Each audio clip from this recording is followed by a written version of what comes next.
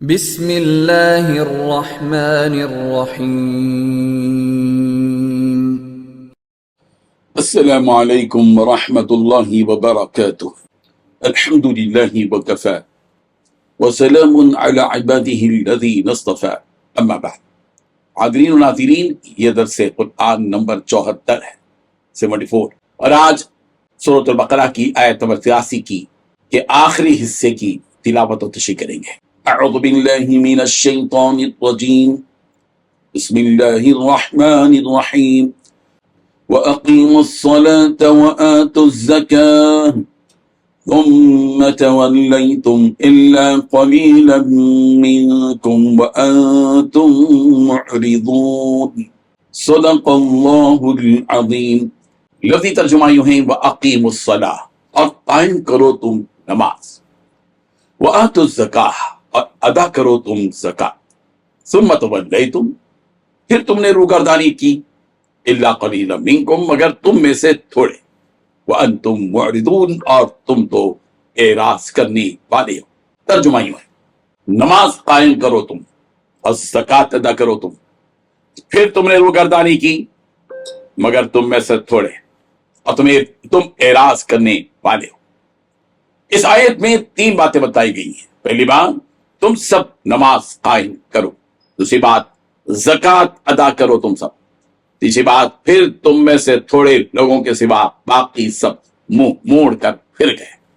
بزرگان محترم، سورہ بقرہ کی آیت نمبر 83 میں اللہ تعالیٰ نے بنی اسرائیل سے جو عہد لینے کی بات کہی ہے کہ تم ایک اللہ کی عبادت کرو، ماں باپ کے ساتھ احسان کرو، رشتہ داروں کے ساتھ احسان کرو، یتیموں کے ساتھ احسان کرو، مسکینوں کے ساتھ احسان کرو، لوگوں کے ساتھ اچھی بات کرو، ان تمام چیزوں کا تعلق حقوق العباد سے ہے کہ ایک اللہ کی عبادت کا عہد لیا گیا، ماں باپ، رشتہ داروں، یتیموں اور مسکینوں کے ساتھ حسن سلوک کا عہد دیا گیا، اور لوگوں کے ساتھ اچھی بات کرنے کی کا عہد دیا گیا، اور اسی کے ساتھ ساتھ اب حقوق اللہ کی طرف آ رہے ہیں، بدنی اور مالی عبادت کی طرف لایا جا رہا ہے، اور اسی کے ساتھ نماز کو قائم رکھنے اور زکات دینے کا حکم دیا گیا کہ دیکھو نماز قائم کرو اور زکات ادا کرو۔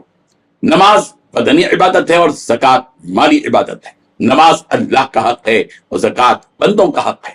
نماز دین اسلام کا اہم ترین اور بنیادی ستون ہے۔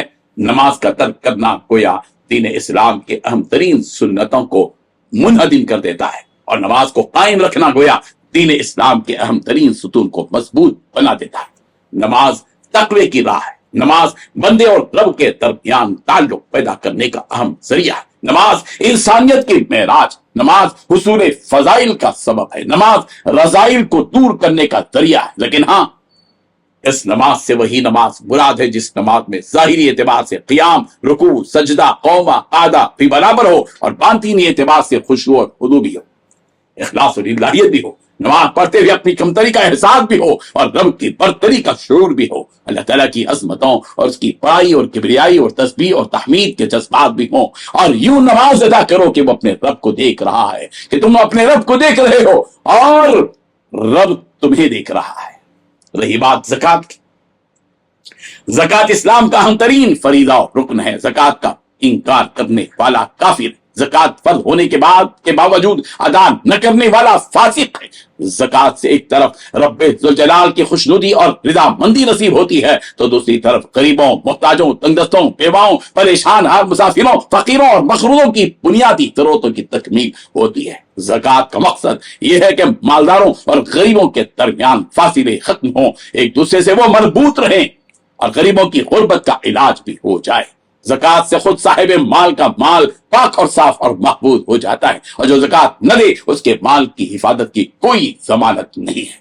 قرآن مجید میں متعدد مرتبہ نماز کو قائم کرنے اور زکات دینے کا حکم دیا گیا ہے۔ سورہ بقرہ کی آیت نمبر 110 میں، سورہ نساء کی آیت نمبر 77، سورہ حج کی آیت نمبر 78، سورہ نور کی آیت نمبر 56، سورہ مجادلہ کی آیت نمبر 13 اور سورہ مزمل کی آیت نمبر 20 میں نماز کو قائم کرنے اور زکات ادا کرنے کا حکم دیا گیا ہے کہ وَأَقِيمُوا الصَّلَاةَ وَآتُوا الزَّكَاةَ۔ اللہ تبارک و تعالی ہم سب کو نمازوں کو قائم کرنے والا اور زکات ادا کرنے والا بنا دے۔ آمین۔ وآخر دعوانا ان الحمد للہ رب العالمین۔ ڈیلی درس قرآن کو سبسکرائب کیجئے، اپنے تاثرات اور مشورے ارسال کیجئے اور متعلقین کے گروپ بنا کر انہیں روزانہ درس قرآن بھیجیں اور اجر ثواب پائیں۔